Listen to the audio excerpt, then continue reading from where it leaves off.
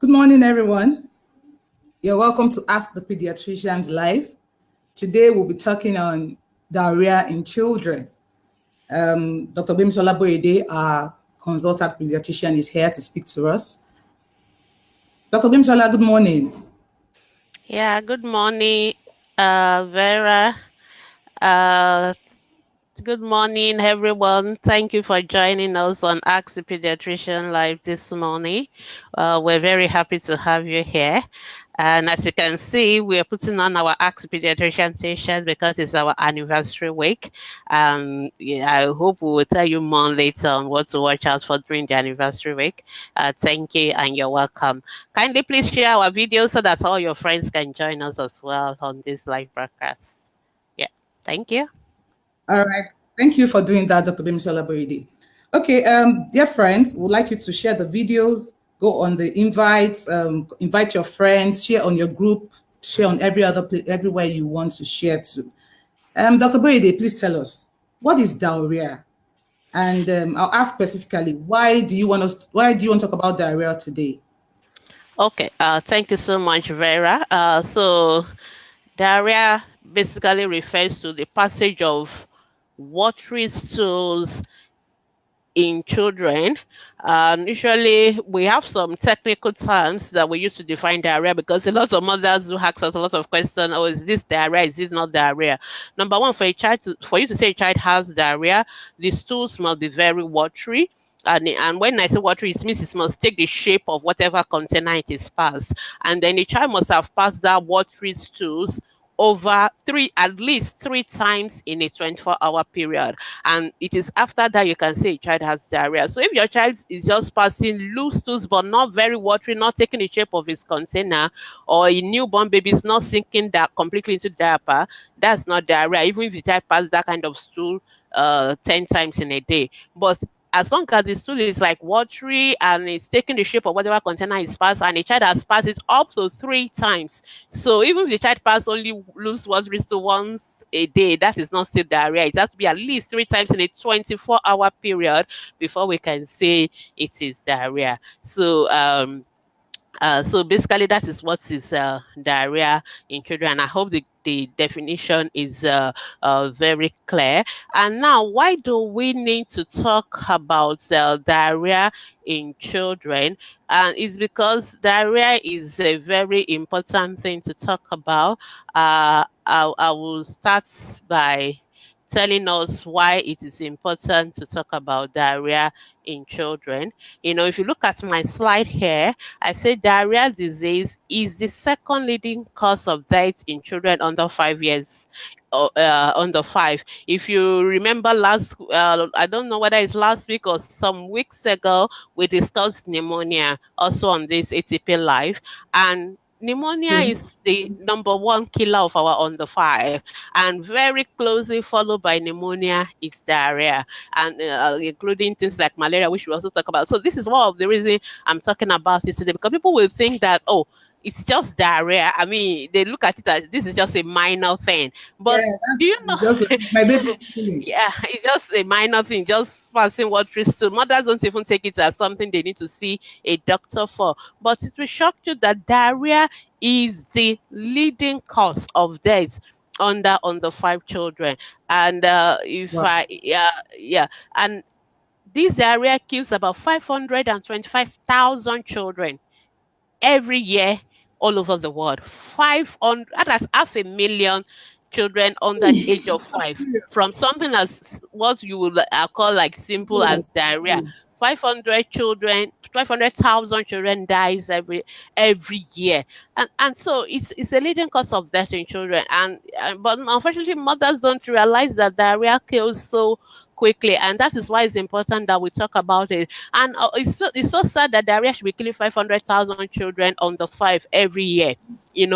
Because diarrhea is something we can easily treat. Diarrhea is something that is easily preventable, and so it is a source of concern when children are dying from something that looks that simple. And that is why we decided to talk about it today, so that we will highlight the importance of diarrhea and why we need to address it, and so that our children will not be dying. If you've noticed our pattern, basically what we do on ATP Life is to talk about this, what I call the childhood killer diseases, things that are simple things that are easily preventable, things are easily treatable, and yet they are killing our children. And I mean, so we can do things to prevent this unnecessary deaths, and that's one of the reasons why we're talking about it today. Thank you. Wow. Thank you very much, Dr. Borede, for that.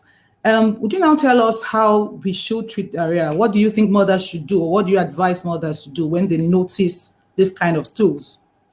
Yeah, okay. First, number one, I'm happy the way you phrased your question is that people need to for recognize when children has diarrhea, because like I said, sometimes mothers don't even know. And so you get a lot of questions about, oh, is it diarrhea, is it not diarrhea? And just to say that there are different types of diarrhea, but the commonest one most of us are familiar with is what we call the acute diarrhea. So and that is the one that the stool is just watery, and then the children, they are passing very loose watery stool, very frequently and very often. Then you also have what we call the bloody diarrhea, what we call dysentery. So in this one, the children are not just passing the loose stools, they are also having blood, kind of in the stools as well. And then you also have the persistent diarrhea, the one that goes on for more than 14 days, and each of these diarrhea has their own consequence. Apart from what we've talked about, the fact that this diarrhea can kill the children, this diarrhea can also lead to malnutrition. So it is not only the fact that the children are dying, but the children can also develop malnutrition as well, and as well the children can, this will lead to other challenges, all the challenges we also have with malnutrition and all that. And so that is why it's very important for us to, you know to recognize this diarrhea and also to address it immediately. So the principles underlying the treatment of diarrhea, and that is why it's very important that we don't allow diarrhea to kill our children, is that the children are losing water, and they are losing what we call electrolytes, essential elements in the body that are very important. So the children are losing these elements as well in the process. So the most important thing in diarrhea in children is to replace what these children are losing. Okay, so they're losing True. water, they are losing electrolyte, they are losing. I mean, they are not retaining food that you're giving them to eat, and of course that will lead to. So what kills the children is what is the dehydration, is the loss of water. What kills the children is those electrolytes that are now low in the body as a result of being passed continuously in the stool. What kills the children is, what can lead to, malnutrition is the fact that these children are not having any food and all that. So basically, what we need to do in diarrhea is to replace what is being lost. Unfortunately, sometimes Wow. mother focus more on the uh, on let's stop the diarrhea, let's stop the diarrhea. Yes, but it's not the diarrhea True. itself that is killing it is not the stool being passed out that is killing the children. It is what is being lost in the stool that is killing the children. So as long as we are replacing what the children are losing, then the children will not die. It is the dehydration that progress to shock. It is the loss of those electrolytes that progress to, those are the things that are killing the children. So as long as we replace all these things, then the children will not die. And they are very simple strategy basically when it comes to treating diarrhea. If you look at this picture that I have on my screen, I hope people can see here. You can see that what is Yeah. the recommended treatment for diarrhea. It is just what we call the ORS, oral rehydration solution, and horror Okay. sync. So those are the two things that the children really need. And because what does the ORS does is that ORS contains, when you mix it with the water, it becomes a solution. So it replaces the water, and it's also replacing some of those electrolytes that the children, they have lost. And so as long as you're giving the children those ORS, and you're also giving them the zinc, then the children, they'll be fine, and they will not die. So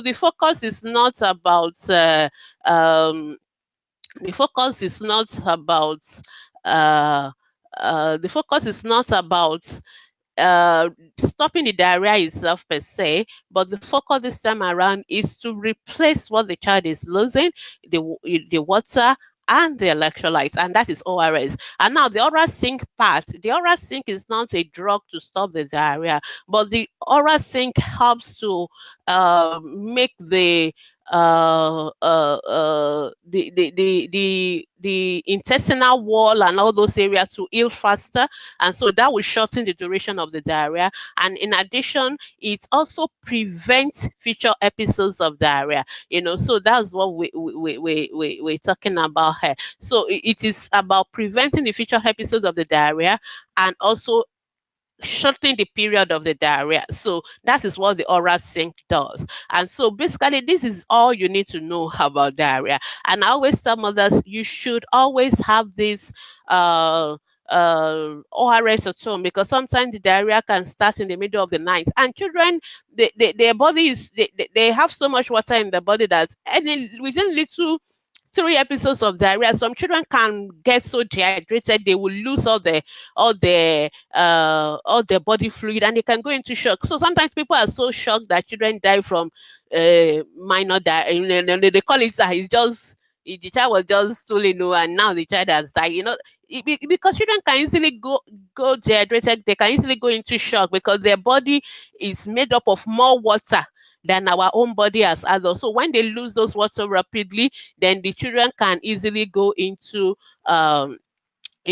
that state of shock and all that. But as long as we're replacing this water, as long as we're replacing this electrolyte, then the children are going to be fine. And so basically, that's the treatment for diarrhea. Of course, there are some kind of diarrhea that requires more treatment. So usually, what we recommend for mothers is that you start the treatment with ORA, you start the treatment with your oral zinc. You don't need doctor's prescription to do this. You can go to the chemist, you can get it.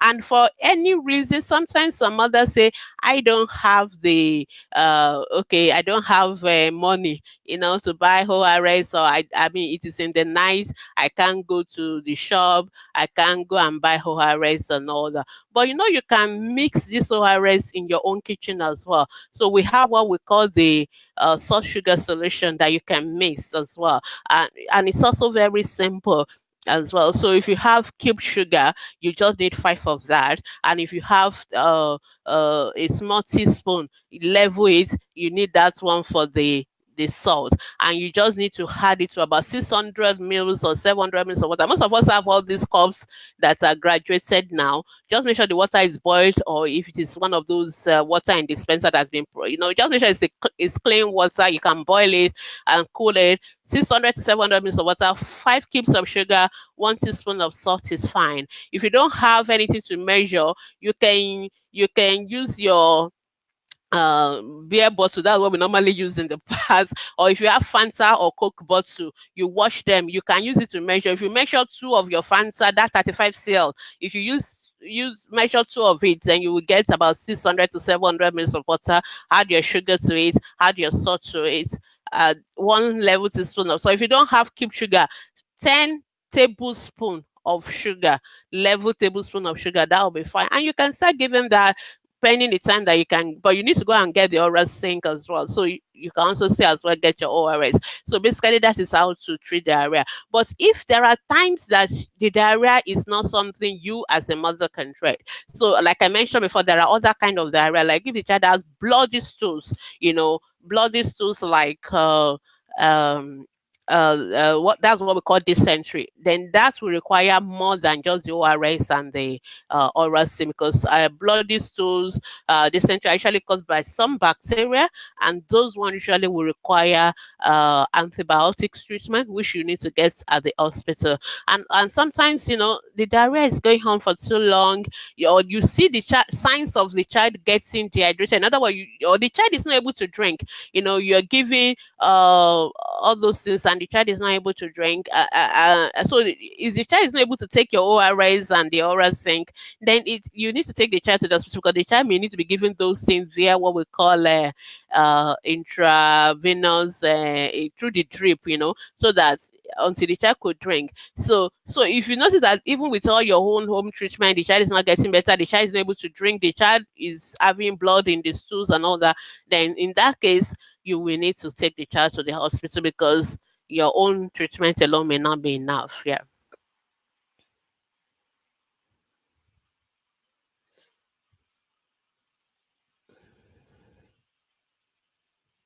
In the oral zinc and the ORS, and the child is still stooling, for how long would you expect that the oral zinc or the ORS should work? Should we say 1 week, 2 weeks? Then should we still take the child to the hospital after about 2 weeks of the same thing happening again and again? I just wanted a Okay. clarification on that. Okay, thank you very much. So I'm going to show a slide now of when to go to the hospital, because, like you rightly said, this is one of the most important thing. Mothers are very good. Sometimes we are good doctors. I like her, but sometimes we need to Yeah. know when to stop our own first aid, and this is the time to go to the hospital. So I've put on a slide here for people to know that this is the time for you to go to the hospital in a child who is having diarrhea. Number one, if the child is having too many frequent episodes of diarrhea, I said that diarrhea is 3 episodes and in 24 hours. But if your child is having like 5, 6 episodes in 1 hour, that is quite a lot, because the child may not be able to drink enough quickly to replace what the child is losing. And or if the child is vomiting, if the child is vomiting, the child will not be able to take your ORS. And sometimes some mothers struggles with giving their children the ORS. The children don't even want to drink ORS and all that kind of a thing, or they don't like the salt sugar solution and all that kind of a thing. So in those instances, you really need to take the child to the hospital.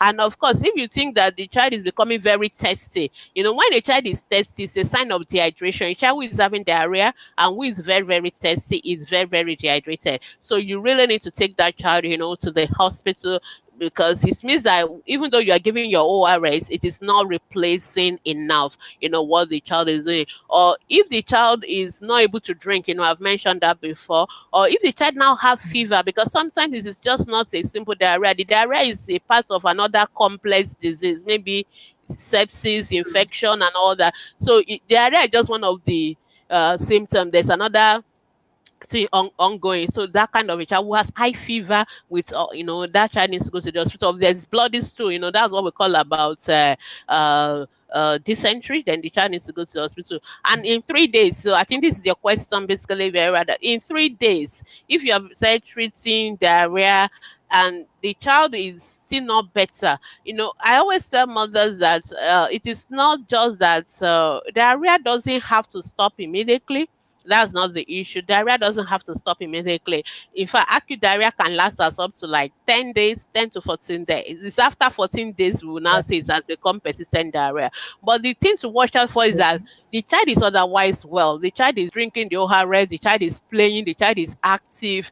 Those kind of children, even though the stool is not yet very solid, but they are okay, they are drinking the ORS, you don't really need to take them to the hospital at that point in time, because but if the child is still not well, the child is having diarrhea, is still looking weak, is looking very tired, the tummy is swelling up, you can see that the child is not well and is still having diarrhea. Excuse me, after 3 days, then you really need to take that kind of a child to the hospital. But if the child, because mothers expect that once they start the ORS, the diarrhea should just disappear. And let me just re-emphasize again that the focus is not to stop the diarrhea, and we don't stop the diarrhea in children. In fact, I'm going to show another slide of what you don't do in diarrhea. I call it don'ts, the don'ts of diarrhea.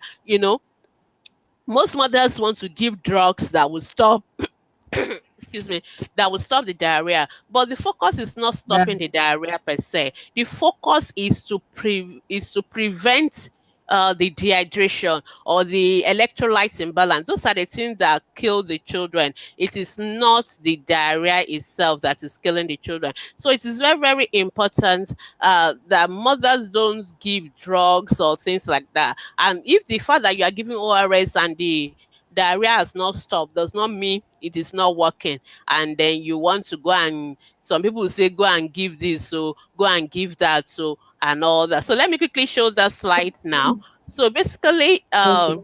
I call it the ATP don'ts of diarrhea in children. So if a child has diarrhea, these are the things you should never do. Don't you ever give Okay. drugs to stop the diarrhea. Don't you Okay. ever give drugs to stop the diarrhea.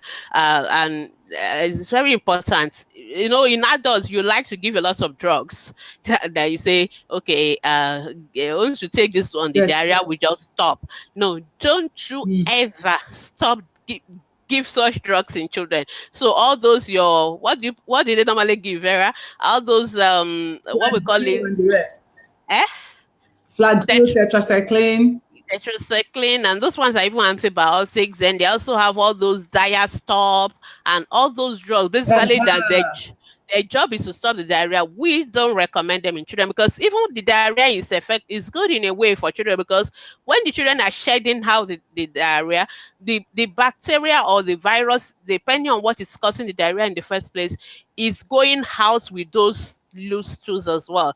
And so the body will now form new layers in the intestine and all that. It is the forming of those new layers that take time, at least take like 5 to 7 days, and that's why diarrhea may not stop immediately.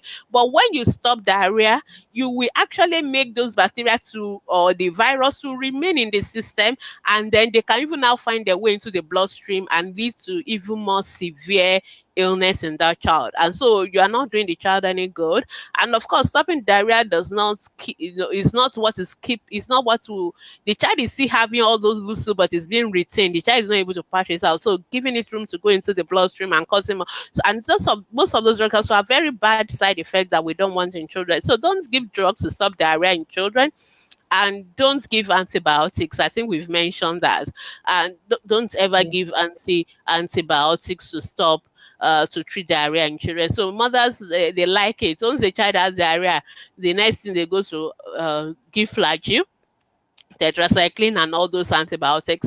Please do not. The only time we give antibiotics in diarrhea illness is if it is a bloody diarrhea, if it's dysentery, and usually your doctors will prescribe those medications. If you are the type that always give antibiotics in diarrhea and all that, you are abusing antibiotics. So most diarrheas are caused by viruses.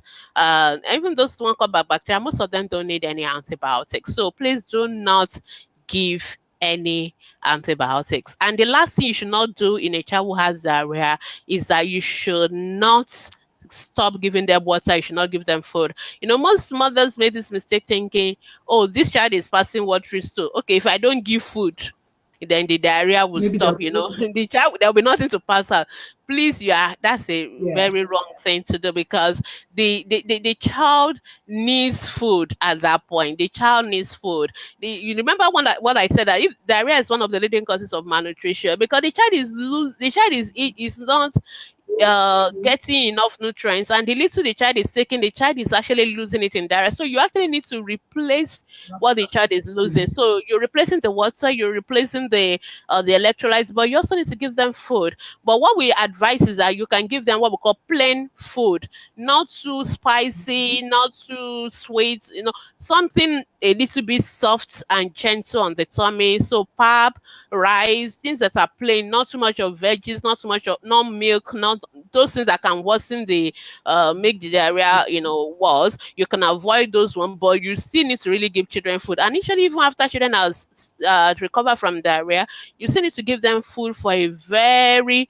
like you need to give them extra meals for another maybe 2 weeks or more, just to make sure that whatever they lost during that process, they can recover. If not, the children are now at risk of developing uh, malnutrition as well. So basically, those are the don'ts. So don't give drugs to stop the diarrhea. Don't give what we call anti-motility drugs that will just make the stool not come out, diarrhea stop, and the right. Please don't give them.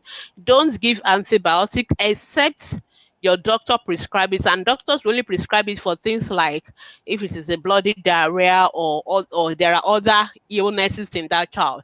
So don't routinely go and give antibiotics, okay? And then don't withhold water, don't withhold food. It is not the food that is making the child to pass more diarrhea. You can go for plain food, your pap, your pasta, your rice, things that are not gentle on the tummy. You can avoid milk and veggies and things like that until the child's tummy is a little bit settled. But you must still keep on giving food to the child. So it's very, very All important. right. Yeah. Thank you so much, Dr. Berede. Viewers, I hope you're sharing the videos. I hope you're telling your friends about it so that they won't miss out on what we're learning this morning.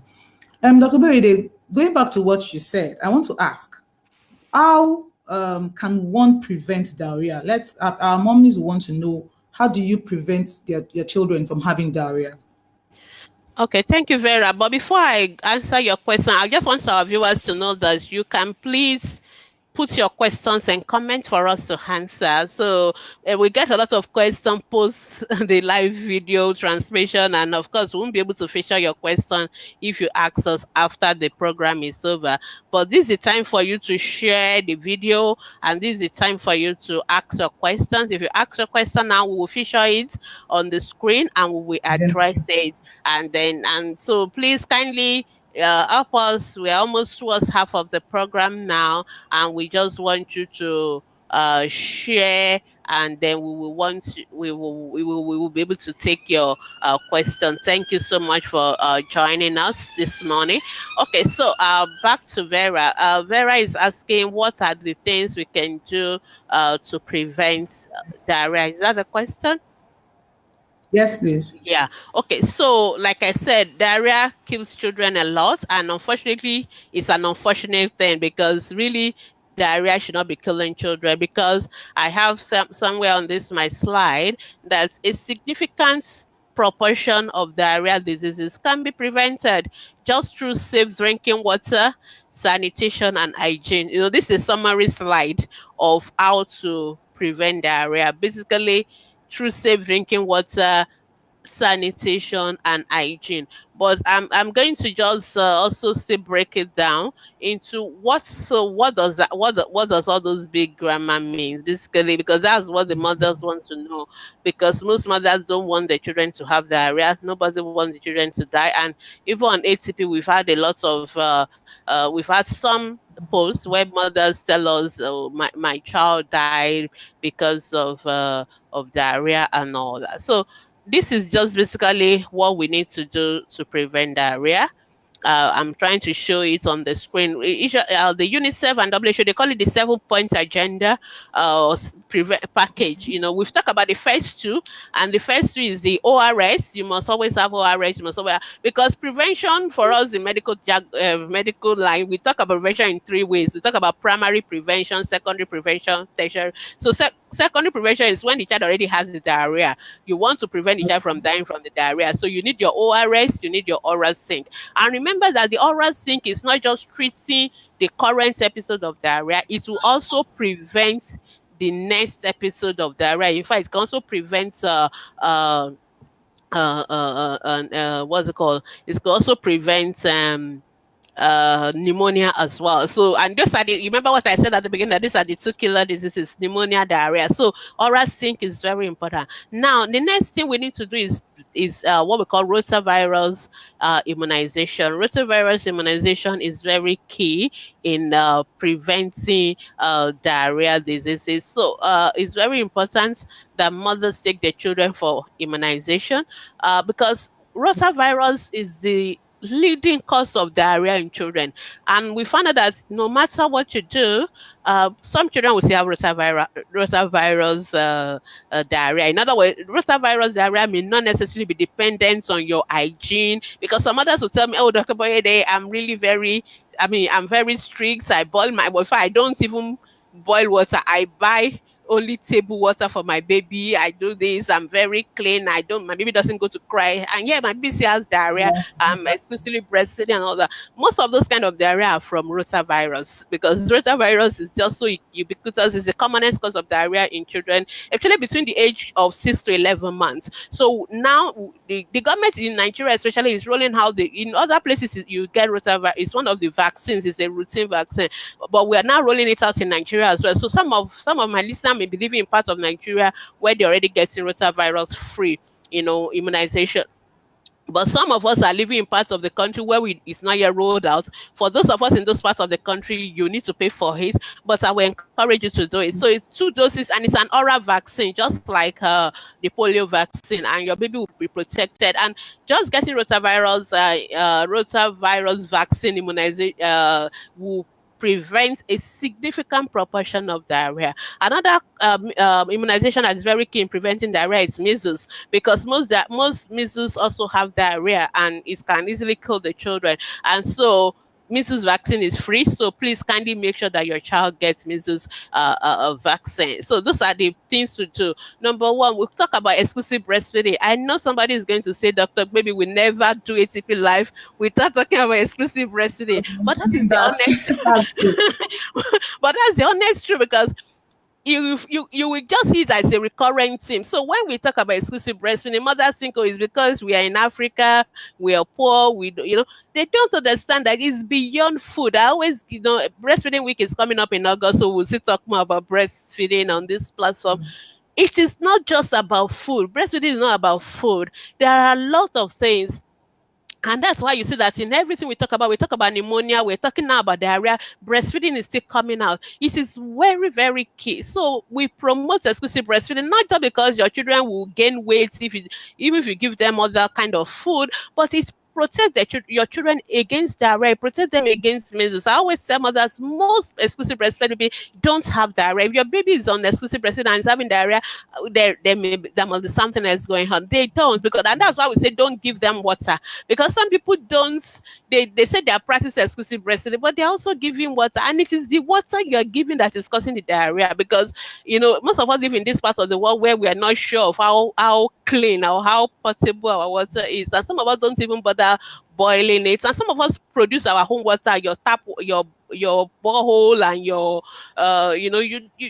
stream and things like that. So it's very, very important for us to make sure that uh, uh, uh, um we breastfeed the babies, and it protects them against diarrhea. So it is one of the key preventive ways to prevent diarrhea. And of course, vitamin A as well. When we talk about vitamin A, all children in Nigeria, we give them vitamin A from 6 months to 59 months.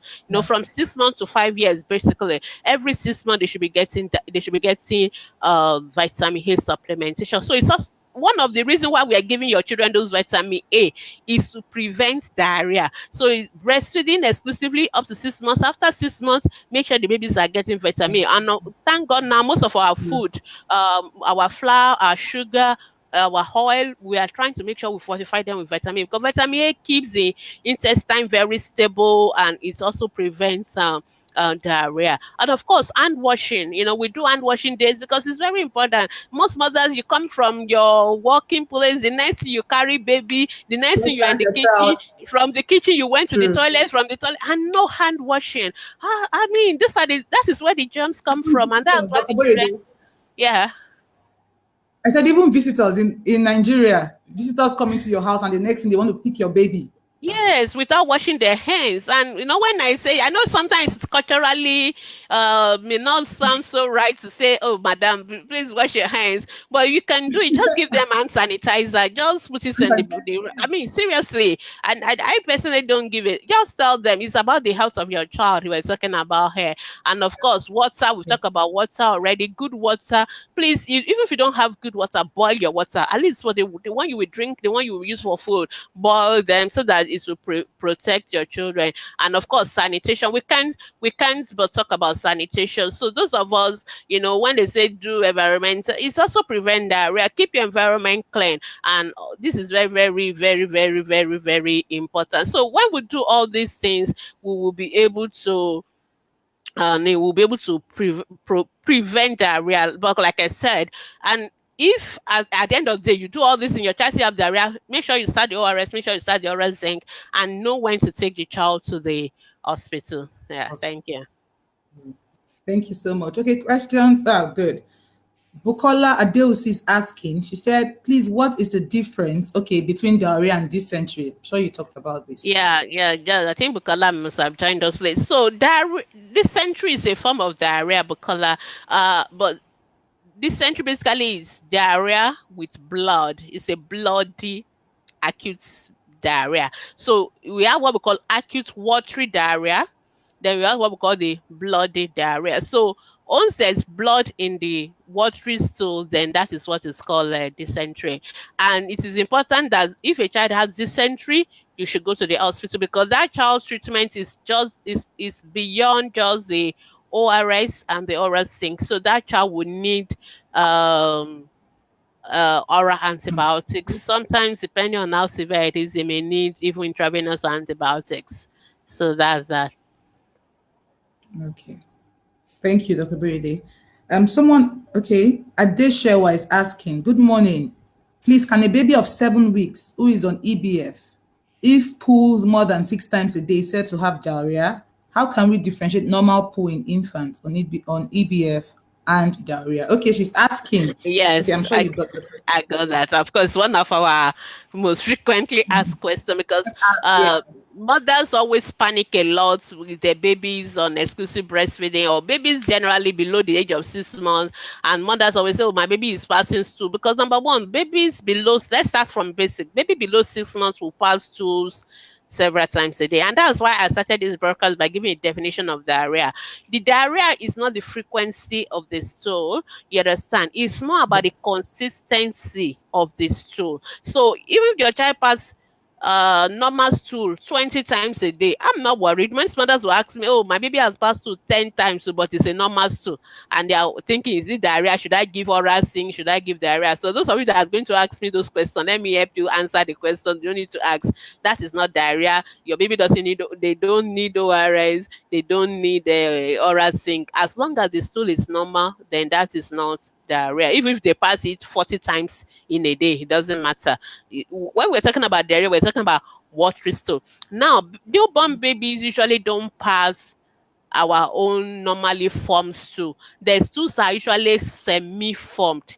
Normally, the stools in breastfed babies are not hard, they are not well formed, they are semi-formed. So basically they look like what we call legusi soup or melon soup in Nigeria. I mean, for those of us that come from Nigeria, we know what I'm talking about. So they have like flakes, of solid parts mixed with a little bit of the water, and that is their own normal stool in breastfed babies. So I always tell mothers, the way you will know when your breastfed babies or your baby below 6 months is having diarrhea is that the stool will look completely like water.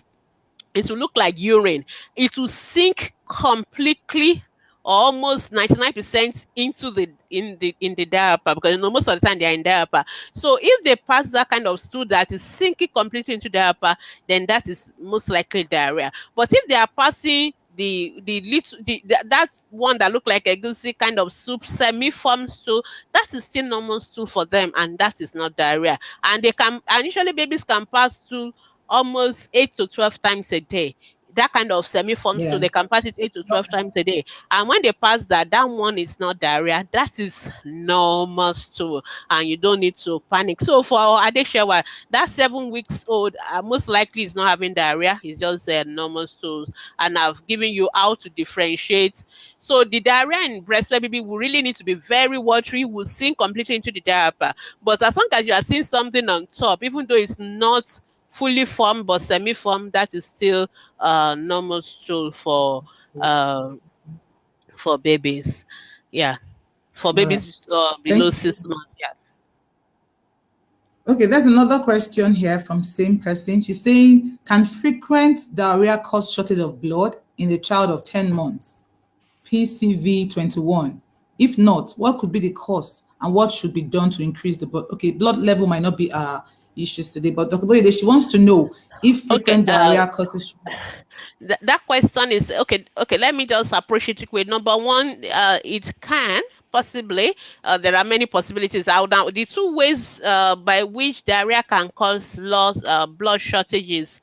If the child is passing dysentery, in other words, if the child is passing blood too, of course, the child is losing blood, then the child can have anemia or blood shortage. That's one. Number two, if the child has what we call chronic diarrhea, remember, will lead to what? Malnutrition. And one of the things you also get in Yeah. malnutrition is because for you to have blood, you need food. Our blood is made from iron, and we have to eat the iron through your meats and things like that. So if the child has chronic diarrhea and has malnutrition, then the child can end up having anemia. But on a average acute watery diarrhea of 3 days, 4 days don't cause anemia. They don't cause shortage of blood. So unless the child is passing blood in the stool, or the child has been passing stool for so long and it has become chronic diarrhea, that is when you should actually suspect that. But I think if you think the child is short of blood, you should take that child to the hospital. PCV of 21 is quite low, and no matter in a 10-month old, that's quite low, and that child should be seen by a pediatrician who should examine, who will do the relevant investigations, and will be able to tell you what is causing um the diarrhea. Okay. Okay. She's saying, please, does It's teething it, cause diarrhea? it's This like is this is a Adeshewa regular is moving question. questions from our group to the page. Please, members, please put your questions on the page, on the live broadcast itself, not on any other place where it has been shared, so that we don't have to keep on answering your question second person or third person, but it's fine, we'll still take them. Teaching does not, okay, yes, that's the standard routine question. After Yeah, most frequently asked question, yeah, yes. most frequently asked question on ATP. So yes, teaching does not cause diarrhea. So Good. diarrhea is not a symptom of teething. I know it's a very popular confusion in Nigeria, because in fact they even say something like what they were saying. I would say it in the native language, but I'll translate that they call it igbeyin. Igbeyin means that if I say it Teaching literally, it stool. means teething stool. In other words, so a child. So most mother expect. In fact, Vera, do you know that this is one of the reasons we lose children from diarrhea? Because when children have diarrhea, mothers don't take it serious, especially if it is common. Unfortunately, now this is a very it's a little bit complex, but I'll try and break it down. Now, teeth diarrhea in children usually peak around that age of 6 to 11 months. Okay, the rotavirus infection peak around age of 6 to 11 months. 6 to 11 months is also when children start to teeth. Can you see the Teeth. where I'm Yeah. going now? So there are lots of, and Yes. this is also the period that the mother has stopped um, Breastfeeding. breastfeeding, giving new Breastfeeding. food, and of course the baby is sitting, is moving around and exploring the environment. Breast. The baby is no longer in the hand with the mother all the time. The baby is now begin to explore the environment. So there are a lot of things going on around the age of 6 to 11 months. I appreciate mothers, Good. but mothers sometimes we always tend to draw unnecessary conclusions. Yes. Yeah, mother will, we just assume they know the reason why something happened, and they can bring together two completely unrelated events and think that's it. So the fact that diarrhea is common around the age of 6 to 11 months when the teething process starts does not mean it is the teething that is causing the diarrhea.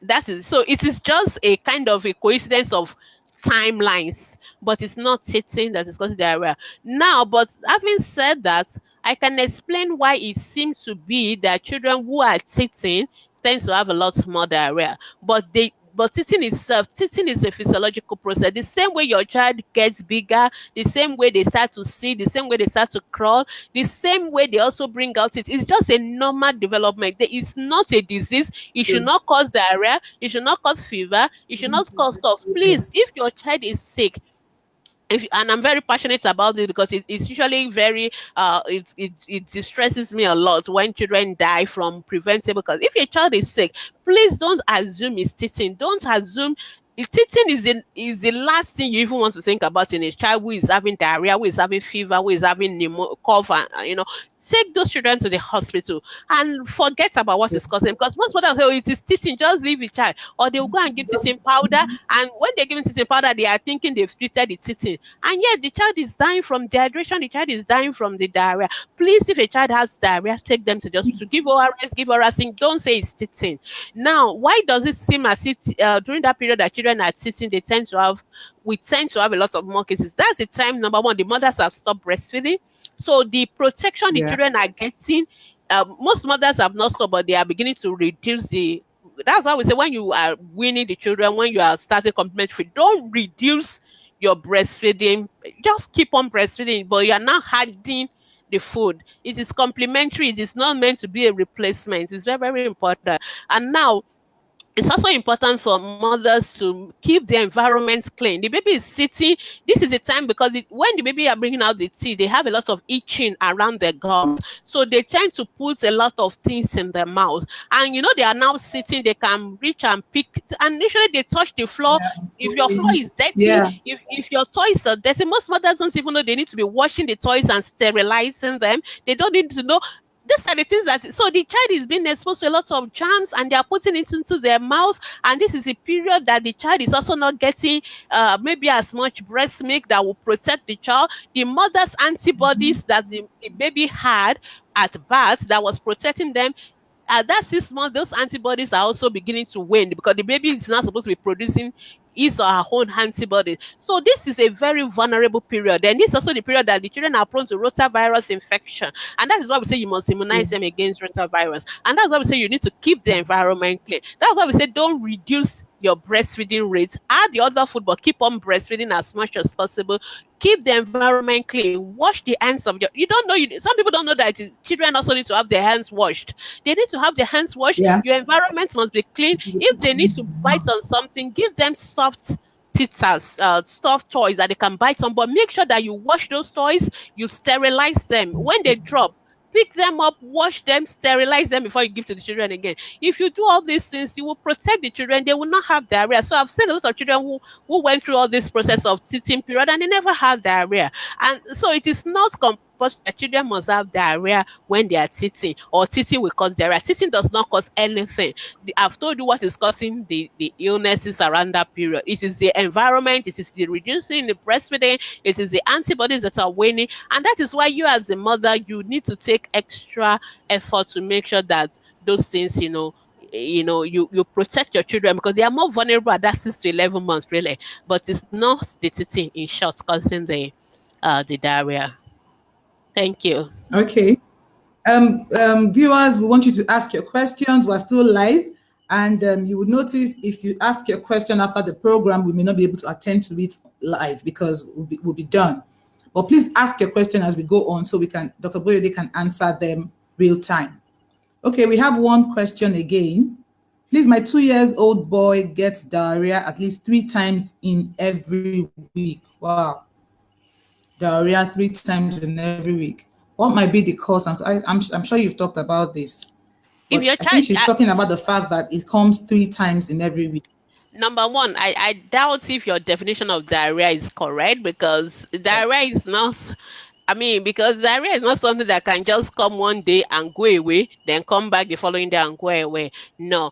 There are also some watery stool that children can have as a result of what they are eating.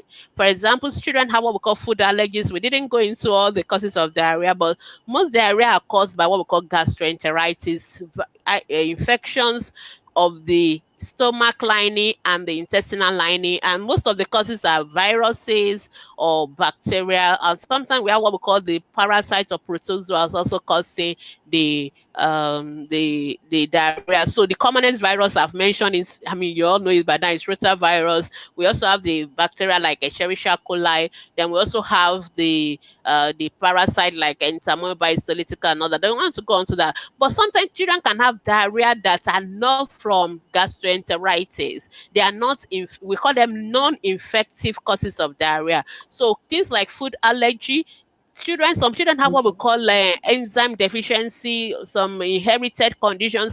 Those kind of children, their diarrhea is a different topic entirely. So for Oh, the last the person asking question now, that kind of a child should be seen by a pediatrician, because acute diarrhea will not come and go 3 times in a week, unless your own definition of diarrhea is even wrong to start with. So because diarrhea, like we said, watery stools 3 times in a 24-hour period. And once they start like that, they can go on for 10 to 14 days. So it is not possible for you to have it 3 times in a week. I hope I'm making sense. I hope people yeah, understand what you I'm saying. In other words, diarrhea is you not are. something that come and go. It's not like fever, that you have Cause and fever now, spot. then the next minute you don't have fever Mm, again, then the next minute you mm, have fever tomorrow. No, diarrhea doesn't happen like that. It will be, if it is on, it is on, and it may be on for like 3, 5, 7 days at a complete stretch. So how can you not have that yeah. within, how are you having 3 times of it in a week? So I think your child may be either is not having diarrhea. Maybe you think because when the child has one loose tooth, that is diarrhea. No, that's not yet diarrhea. Even if the child has loose tooth twice a day, it is still not diarrhea. It has to be 3 times in a 24-hour period, and it must be watery, taking the shape of its container for it to be diarrhea. But if you are really sure your child is really having loose tooth so frequently every week, and then that's another thing. Every week there's something else going on there, and I will encourage you that you should see your doctor, your pediatrician, preferably what we call the pediatric gastroenterologist, because your child may have maybe one of those allergic conditions like celiac disease and things like that. Yeah. So yeah. All right. Thank you so much, Dr. Brady. Okay, someone is saying So thank you, Dr. Demi. Bukola is thanking That's us for our quest our answer to a question. Let's keep going on. And the next person is Adeshewa again, is asking us, the baby has been stolen. When you ask us question, try and let us know. When you say my baby, it is, I mean, it doesn't make sense to us because we don't know how old your baby is. So when you're asking us questions, viewers, kindly tell us the age of the child. It's very, very important, because the only way we can answer that question is to know the age of your child. But if this baby is below 6 months and it's a baby who is on exclusive breastfeeding, and now the baby is passing loose stools that is sinking into the diaper, then you should see the pediatrician. And for babies below 6 months having watery stool, if you and you didn't tell us whether baby is on breast milk or whether your baby is on formula, because babies on formula tends to have a lot of uh, um diarrhea and illnesses and all that. So kindly take your child to the hospital and see a pediatrician immediately. So that's what the next person Adeshewa asking. And then Adeshewa is also asking what could be the cause of frequent diarrhea in a child of 1 year plus. So I don't know what's the definition of frequent diarrhea. You have to really be specific. What do you mean by a child is having frequent diarrhea? Is the child? I think I answered that a little bit in the last question that I addressed. So you really need to let us know what you mean by frequent diarrhea. So but whatever, if a child is having chronic diarrhea, is because once you have diarrhea for more than 2 weeks, then that is chronic diarrhea, and that needs to be investigated further. So a child who is having chronic diarrhea should be taken to the hospital and should be seen by the pediatrician. There are many things that could cause that. Like I was saying earlier, most acute watery diarrhea is due to infection, gastroenteritis, but some children have some other conditions. Maybe they could have food intolerance, lactose intolerance, allergic conditions that affect the intestine, or maybe other medical conditions that could make them to have diarrhea. So for those kind of children, please kindly take them to see a pediatrician, because it's beyond what you can do as a mother. Okay, Lavender Chioma is asking what causes greenish stool. Now, greenish stool is um the commonest reason, you didn't specify the age, but the commonest reason why children have greenish stool is because of is because of starvation. In other words, they are not getting, they are not getting um enough food as well, and so that is what is causing the greenish stool. So the first thing you want to address in a child who is having greenish stool is the fact that the child should uh he should be getting enough food. So if the child is on breast milk, you want to make sure that the child is being exclusively breastfed very frequently, and no water, because sometimes when you give water, you're actually diluting the breast milk further, and when you dilute the breast milk further, then you you are practically starving the child. So it is important that you make sure that the child um is on is getting breast milk adequately. And for babies above 6 months, make sure that you are still breastfeeding and you are giving them enough food. So the commonest reason why babies have greenish stool is starvation. Sometimes some of the pigments that you eat as well, uh, they can also show in your in the stool of the baby. So uh if you are eating some kind of food, then you really need to watch whether some of the things you are eating are also showing. I mean, they can be passed via the breast milk into your baby's stool, and sometimes some drop, but that is not the commonest reason. I mean, why baby have greenish stools. The commonest reason for greenish stools in babies is due to uh is is due to starvation. All right. Thank you so much, Dr. Brady. We should be rounding off now.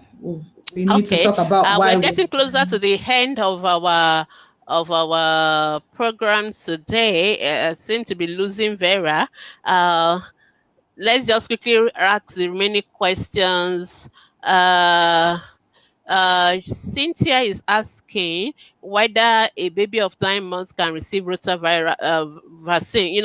Cynthia, the latest age that is recommended for giving rotaviral vaccine is 8 months. So if your baby is already 9 months, it is no longer going to be. It's not as if you can't give the vaccine, but the vaccine is meant to protect the baby from the age of 6 to 11 months. So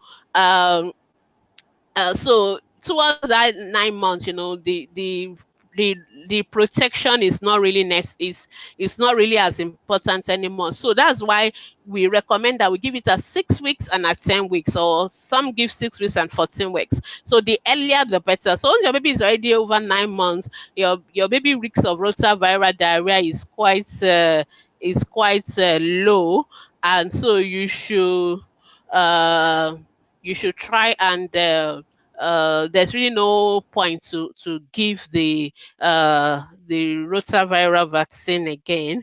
So that's so you don't really need to bother. So this guy, that's what I would say. Love Shoma is still asking what causes greenish stool in the child of 4 months old. Exactly what I've said. Most likely is starvation. Most likely you're not giving enough breast milk. So kindly make sure that you you you you you give adequate breast milk. Okay, so I have Vera is back with me now. We're very sorry. We seem to have some technical issue that took Vera away. Vera, welcome back. Thank you. Yeah, so I think I've answered most of the question. The last comment here is about from Adeyemo Busayo Victoria, who is just commending us for a job well done. Thank you so much also for listening to our broadcast. We appreciate it. All right. Thank you so much for joining us in this lovely show today. I'm sure we've learned a lot. So, Dr. Beride, you're going to talk to us about anniversary and why we are wearing this t shirt today. I'm sure our viewers want to know why. Yeah, okay, yeah. Thank you so much, Vera, and thank you so much, our viewers. We've talked a lot about diarrhea, and just to bring to our notice that this program, ATP Live or Ask Pediatrician Live, is brought to you by Ask Pediatricians Foundation, and some of us we are familiar with Ask Pediatrician Foundation. Ask Pediatrician started as a Facebook group about 3 years ago. Yeah, on the 20th of July 2015. And we are celebrating our third anniversary, yeah, of promoting child health intelligence online on Facebook and offline. And so our anniversary is 13 tomorrow, and we just want to invite you to join our active pediatrician. I'm going to show you series of programs that we've had so it's our third anniversary. uh, we thank you for, we Part three. grateful. Yeah, ATP is 3, and we start our anniversary from tomorrow, 15th of July, and it's going to run straight to the 22nd of July. And we have so many program booked up. So if you go to our Facebook group, just check for active pediatrician. You will not miss us. So we have a lot of things. So tomorrow Sunday is our opening ceremony, and this we're going to have an ATP live tomorrow, but it's going to be in the evening from 6 p.m. And how we'll be talking, I'm giving a keynote address. We're going to talk about pediatric emergencies, because even though ask the pediatrician, we love to ask your questions, but sometimes we get a lot of questions that are emergencies, and it's a lot of concerns to me, because I feel it's like mothers don't even know what is an emergency, and sometimes parents don't know when to go to the hospital. And you know what breaks the heart of any pediatrician is when a child is brought to you, and you have to say You that can't do anything. you can't do anything, and you have to certify that child. So we're going to talk about emergencies, and we're going to talk about our role as parents, because that is basically what ATP is all about. What can we do to make sure that our children don't die? I hope you know that a lot of children still die, especially for those of us in Africa and those of us in Nigeria. We have one of the highest child death rates, and so we're going to be talking about that tomorrow. So, and it's going to be live, yeah. So you're going to see me, and you're going to have opportunity to ask your questions. So join us for our opening ceremony. And apart from that, then we also have our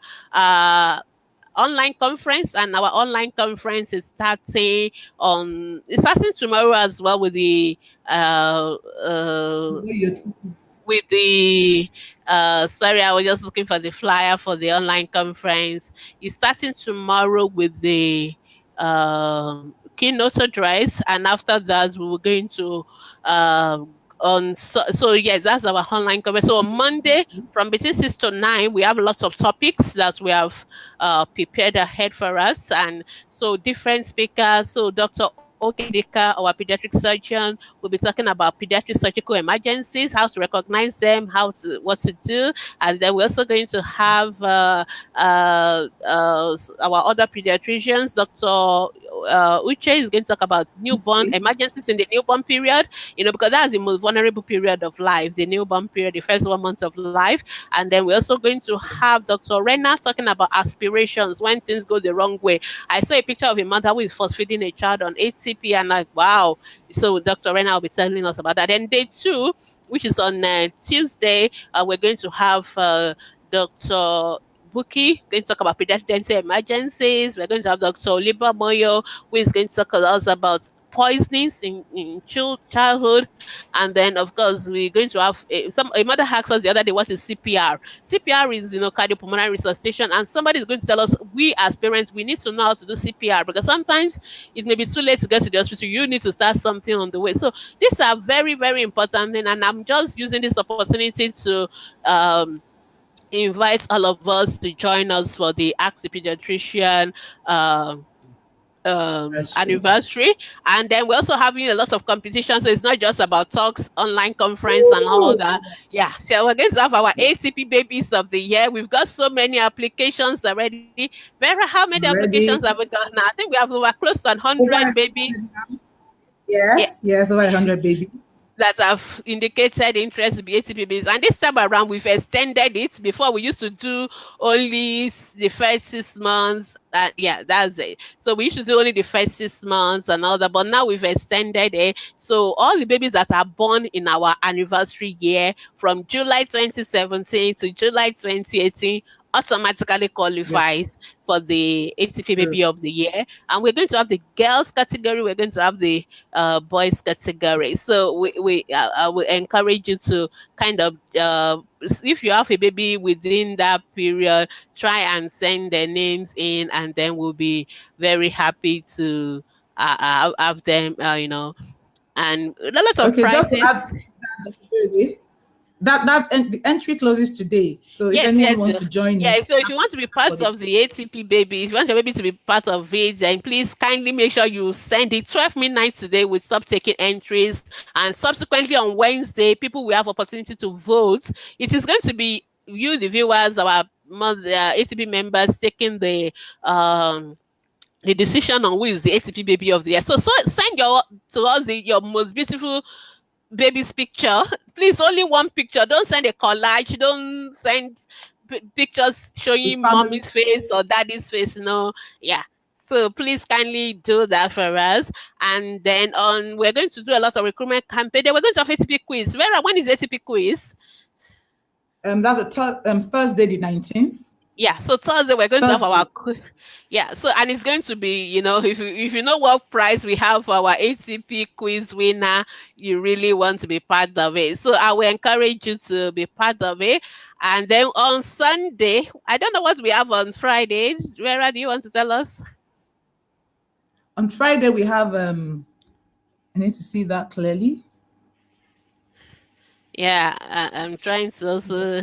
But if you go to our Facebook group, you will see all the breakdown of all our Okay, anniversary. that's our recruitment campaign. Yeah, Dr. recruitment Boyede, on Friday, campaign. we'll be recruiting partners, volunteers, financial partners, as well as out moderators for our Facebook group. Yeah, So and then when they go on the line, they'll find information on that.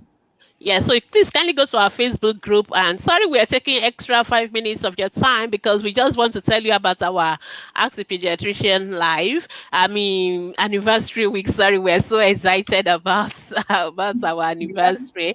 And so we appreciate if you can join all these programs. And just to say, as we round up, that please, after the live broadcast, kindly do not send us your questions as comments on the live broadcast because we'll not be able to feature it. Thank you, Okwe. We appreciate your comment. But if you still look on the screen now, you can see our website, and you can see our information about our Facebook group. So if you go to www.facebook.com/group/Axipade, or if you go to our page also where you are watching this live broadcast, you will see the icon of visit the group. So if you click on that, that will land you into the Ask the Pediatrician Facebook group, and you can post your question, and all our moderators, we have a very wonderful hardworking team of moderators, and we will answer your question. You will get answer faster that way than leaving it as comments there, because usually we don't have the capacity to monitor comments after the live broadcast, so we'll not be able to answer, we'll not be able to reply you under the live broadcast. But please kindly once again go to the Ask the Pediatrician Facebook group and drop your comments, and then post it as a fresh question directly to the group, and then we'll be able to answer you. So our anniversary week starts tomorrow, and so I look forward to having you all. And for congratulations to Ask the Pediatricians. We are very excited. 3 years of promoting child health intelligence. Baby Salaboyede, thank you so much for joining us. And Vera. Thank you. Bye bye. Thank you. Bye.